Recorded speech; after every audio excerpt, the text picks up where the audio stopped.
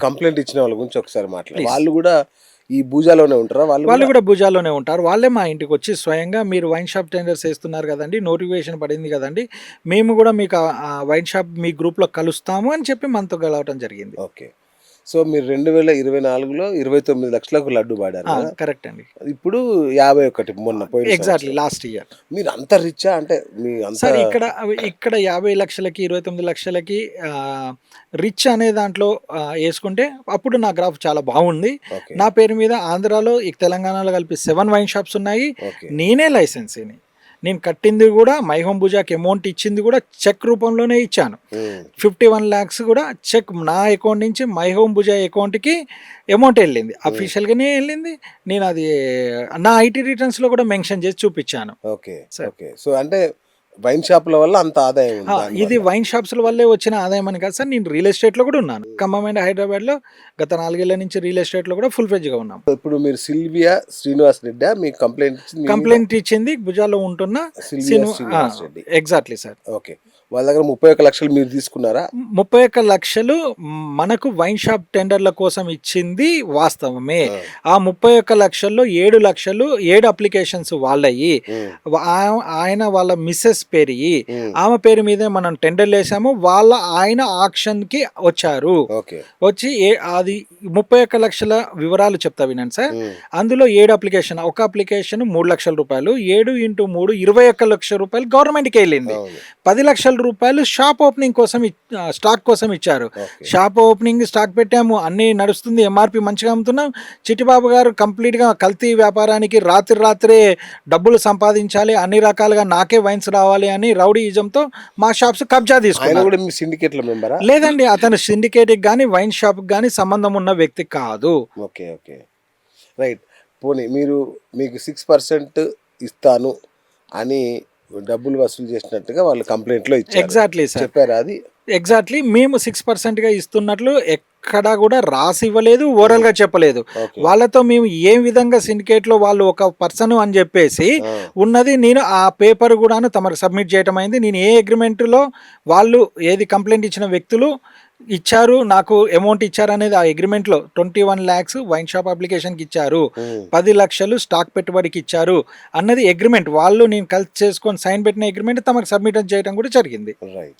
So, ఏప్రిల్‌లో మీరు ఖాళీ చేశారా భూజ? అవును సార్. ఎందుకు? మై హోమ్ భుజా ఖాళీ చేసాం. ఏప్రిల్‌లో మన మై హోమ్ భుజాలో ఏంటంటే అసద్ అన్న వ్యక్తి ఒక అతను ఉన్నారు.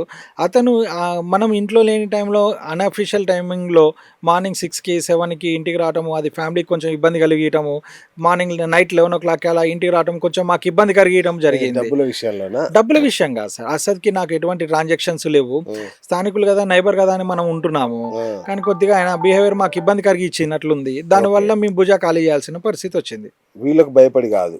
ఎవరికి సార్? ఈ డబ్బులు ఇవ్వాల్సిన వాళ్ళకి వీళ్ళకి భయపడి వాళ్ళు కాదు. ఇచ్చిన 30,00,000కి నేను భయపడుడు ఏంటి సార్? నా డబ్బులే 29,00,000 మై హోమ్ భుజా కమిటీలో ఉన్నాయి. నా డబ్బులే 51,00,000 మై హోమ్ భుజాలో ఉన్నాయి. అంటే మీరు లడ్డు కోసం ఇచ్చినాయి కదా. Exactly sir. ఆ. ఏ ఒక్కళ్ళు కూడా ₹10 చందారా ఆయన బిలియనియర్ ఉన్న రిచెస్ట్ కమిటీ అయిన మై హోమ్ భుజాలో అవును. 10,00,000 కూడా దేవుడికి చందారా అనే వ్యక్తులు ఉన్నారు.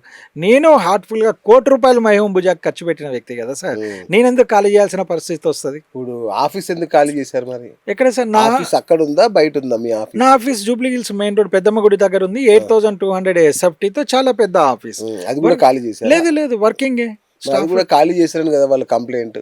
కంప్లైంట్లో అది లేదు సార్. ఒకసారి తమరు మళ్ళీ ఒకసారి చూడండి. ఆఫీస్ ఎక్కడ ఖాళీ చేయాలి, ఫుల్ ఫ్లెడ్జ్గా ఉన్నాను అన్న. 6% రిటర్న్ ఇస్తానని చెప్పి ₹100 బాండ్ పేపర్ మీద సంతకం పెట్టారా? లేదు అన్న, ₹100 వాళ్ళ దగ్గర ఉందంట కదా వాళ్ళ దగ్గర. ఉంటే కోర్టుకు సబ్మిట్ చేయాలా, లేదా ఆఫీసర్స్ కి సబ్మిట్ చేయాలి. అలాంటిది ఎక్కడ ఎవరెలా సార్? ఇది వైన్ షాప్ అనేది జరుగుతున్న వ్యాపారాన్ని మించి ఒక రోజు ₹1,00,000 కౌంటర్ నడుస్తుంది, ఒక రోజు 50,000 కౌంటర్ నడుస్తుంది వర్షం పడ్డ రోజున. సో బీర్ సేల్ ఉన్నప్పుడు ఒక సేల్ ఉంటుంది, ఆఫ్ సీజన్లో ఒక సేల్ ఉంటుంది. ఎలా మనం 6% ఇస్తామనే కమిట్మెంట్ ఇస్తాము? అండ్ వాళ్ళకి కంప్లీట్గా నాలెడ్జ్ ఉన్న వ్యక్తులు కంప్లైంట్లో ఇలా మెన్షన్ చేయాలి అని చెప్పి మెన్షన్ చేశారే తప్ప నేను రాతపూర్వకంగా ఎక్కడా నేను ఇలా 6% ఇస్తాననేది మెన్షనే చేయలేదు. ఆ కాపీ తమరికి కూడా, వాళ్ళకి అగ్రిమెంట్ ఇచ్చిన కాపీ తమరికి కూడా వాట్సాప్ పెట్టాను. రైట్. కిరణ్ బోయినపల్లి ఎవరు? కిరణ్ బోయినపల్లి భుజాలో ఉంటున్న వ్యక్తే. నాకు వీళ్ళెలా పరిచయమో కిరణ్ బోయినపల్లి గారు కూడా అలానే పరిచయము. ఆయన మయం భుజాలో యాక్టివ్ పర్సన్. ఆయన్ని బ్లైమ్ చేద్దాము, ఈ ఎలక్షన్స్ పర్పస్లో ఆయన కొద్దిగా డ్యామేజ్ చేద్దాము అని చెప్పేసి ఆయన పేరు ఇంక్లూడ్ చేశారు. అంతేగాని వీళ్ళు ఎటువంటి రూపాయి కూడా కిరణ్ బోయినపల్లికి కొట్టింది లేదు. ఏ రోజు వీళ్ళు కిరణ్ బోయినపల్లి గారు ఇంటికి వెళ్ళింది లేదు, కిరణ్ గారు వాళ్ళ ఇంటికి వెళ్ళింది లేదు. ఇది కూడాను నేను డిపార్ట్మెంట్కి ఏది కంప్లైంట్ పెట్టినప్పుడు పోలీస్ డిపార్ట్మెంట్కి క్లియర్గా స్టేట్మెంట్లో లాయర్ సమక్షంలో రాసిచ్చాను. కిరణ్ అన్న వ్యక్తికి ఎక్కడా కూడాను వీళ్ళకి సంబంధం లేదు. వీళ్ళు ఏ రూపాయి కూడా కిరణ్ గారితో ట్రాన్సాక్షన్ లేదు. ఏ డిస్కషన్ లో కూడా కిరణ్ గారు కూర్చోనలేదు. అనవసరంగా కిరణ్ గారిని ఇందులో ఇన్వాల్వ్ చేసి ఆయన ఇమేజ్ ని కూడా భుజాలో ఉంటున్న ఆయన ఇమేజ్ ని కూడా డ్యామేజ్ చేయడానికి వీళ్ళు చేశారు. వీళ్ళకి మెంటల్లీ స్టెబిలిటీ లేని వ్యక్తులు. మొత్తం ఆయన ద్వారానే నడిపించారు. తప్పు సార్. కిరణ్ గారి ద్వారా డీల్ చేస్తే ఒక 10 రూపీస్ అయినా ఆయన అకౌంట్కి ట్రాన్స్ఫర్ చేయాలా, లేదా ఆయన నుంచి ఒక 10 రూపీస్ అయినా చేయాలి, లేదా 10 మీటింగ్లు అయితే ఒక మీటింగ్లో అయినా ఆయన ఉండాలా, లేదా ఈయన ఇంటికి ఆయన వెళ్ళాలా, లేదా ఆయన ఈయన ఇంటికి వెళ్ళాలా. ఎటువంటిది జరగకోకుండా ఆయన పేరు మెన్షన్ చేయటము తప్పుగా మెన్షన్ చేశారు. అది నేను లిఖితపూర్వకంగా డిపార్ట్మెంట్కి, ఆఫీసర్స్కి, లాయర్ సమక్షంలో క్లియర్గా నా వాయిసే కాకుండా స్టేట్మెంట్ రాసి ఇచ్చాను. రైట్. మీరేమో 21 లక్షలు తీసుకున్నా అంటున్నారు. నేను తీసుకోలేదు సార్. వైన్ షాప్ టెండర్ల కోసం వేశారు. అది డ్రాలో నాన్ రిఫండబుల్ అమౌంట్, అది గవర్నమెంట్కి వెళ్తుంది. రైట్. కానీ వాళ్ళు 3,45,00,000 తీసుకున్నాడని పెట్టారు మరి. సార్ అది ఈఓడబ్ల్యూ దాంట్లో ఏంటంటే minimum case 3 CR and above ఉంటేనే రిజిస్టర్ చేయాల్సిన పరిస్థితి ఉంటుంది. సో అది అంత ఫిగర్స్ చూపించడం కోసం మెన్షన్ చేసిన కేసు మాత్రమే. కేవలము వాళ్ళే క్లియర్గా అందులో రాశారు 31 లక్ష మాత్రమే మేము ఇచ్చాము అని చెప్పేసి. అదే 3,45,00,000 ఎందుకు పెడతారు మరి? అదే కదా sir, it's a fake case. అట్లా కూడా తీసుకుంటారా పోలీసులు? అది ఎంక్వైరీ చేస్తున్నారు. 3,40,00,000 ఎవరు ఇచ్చారు, ఏ రూపంలో ఇచ్చారు, అంత క్యాష్ ఎక్కడి నుంచి ఇచ్చారు, 3,41,00,000 వీళ్ళకి ఎక్కడివి ఫస్ట్ ఇవ్వటానికి, ఏ కైండ్ ఆఫ్ అమౌంట్ ఇదనే రూపంలో కూడా వాళ్ళు ఎంక్వైరీ చేస్తున్నారు. ఓకే. సో మీ వెనకాల ఎవరో బినా రాజకీయ నాయకుల పలుకుబడి ఉంది, పోలీసులు మీకు వెనకాల ఎవరో పెద్ద వ్యక్తులు ఉన్నారు, అందుకే మీరు సేఫ్ గా తిరుగుతున్నారు. అలాంటి ఆరోపణ తప్పు సార్.